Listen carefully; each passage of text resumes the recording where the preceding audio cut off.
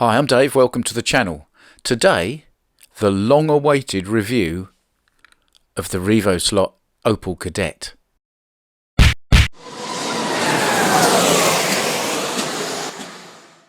So here we are, finally.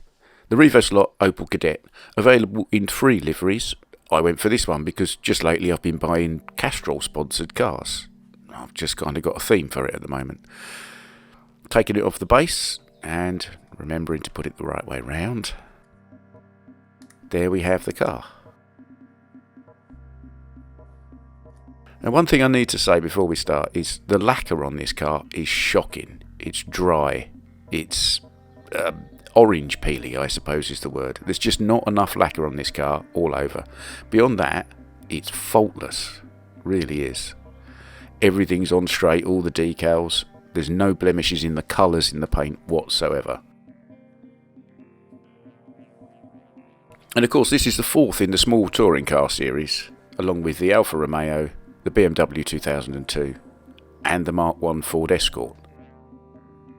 And I think Revoslot have done a really good job. These 4 cars on the track are really quite well matched. They can be a class of racing. And I think, from what I understand, in some places they're going to be a class of racing. And when the car comes out of the box, as you can see, it's already set up with quite a lot of body float.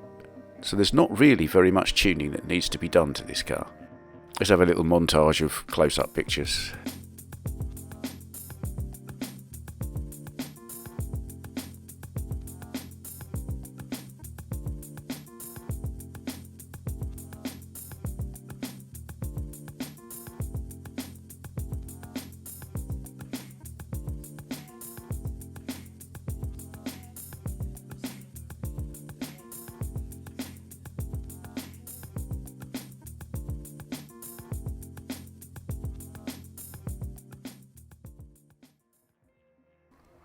So this car is, as with Revoslot's cars always, is a real livery.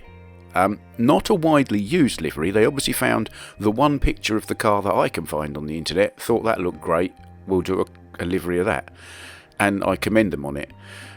This car is apparently the car driven by Knippschild at the Zolder 1980 DTM race. Now, I've looked up Knippschild, and he seemed to have a very short and not very illustrious racing career. So yet again, they're not looking for a famous car, they're not looking for a car that did particularly well. They're just building a car with a really nice livery.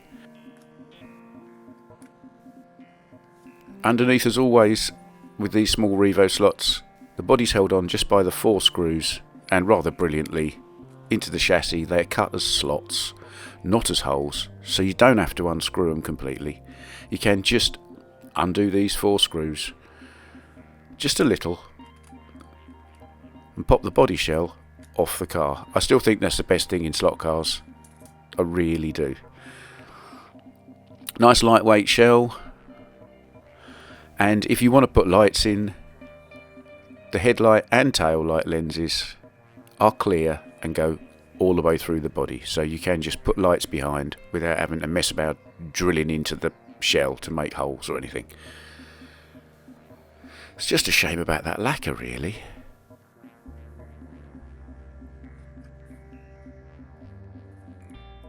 So moving on to the chassis itself, it's what you'd expect from Revoslot. It's the 2-piece metal chassis.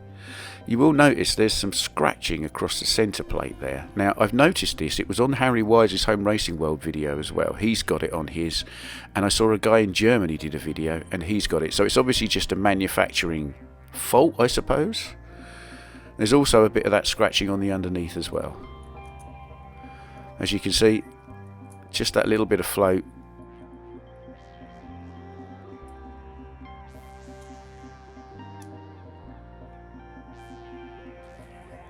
Of course, being me, I'm going to fit an FT Slot Technic digital chip into it.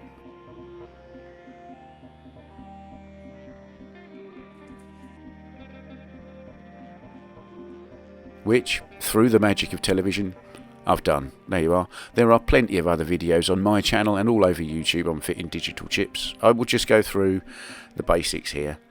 The purple wire from the chip goes to the black on the motor. The grey goes to the red on the motor, and then of course from the chip, red to the left, black to the right on the guide.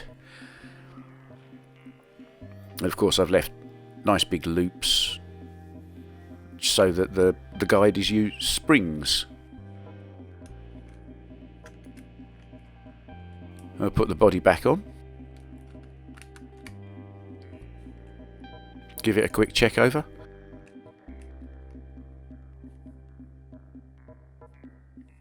And we should probably head for the track.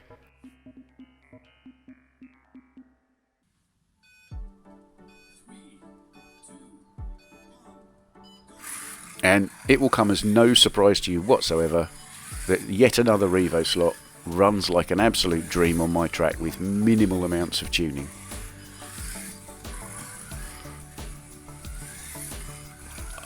One of the best things about a Revoslot is the out-the-box experience.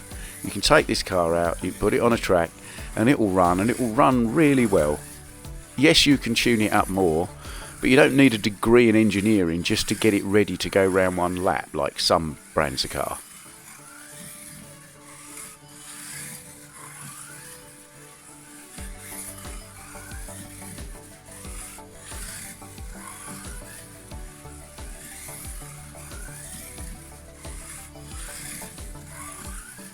What I particularly like about this one is, compared with the others, it's an absolute animal in that it really doesn't care if it's going in a straight line or not. You can get the tail out on it, you can really rip it around, and it loves it. The BMW, for example, in this range, much prefers to have its wheels pretty much in a straight line and just on the edge of grip. This thing just doesn't care.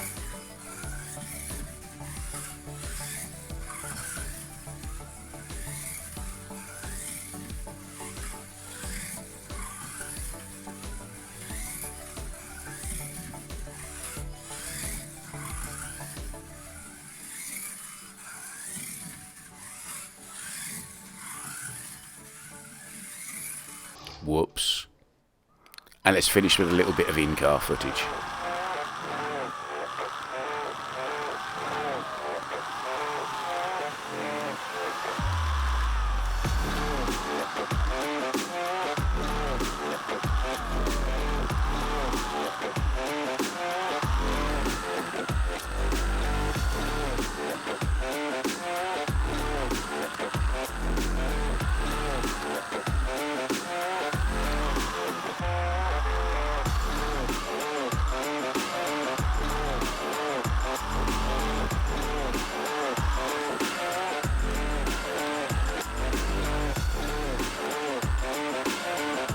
So there we have it, the Opel Kadett GT/E. As always, thanks for watching one of my videos. If you liked it, you'll find a button specifically for that. Please subscribe to the channel, it all helps. And if you hit the bell, you'll get notifications the next time I post a video. And check out this slot car channel, Danny Wiley's Dick's Slot Car Garage or Garage.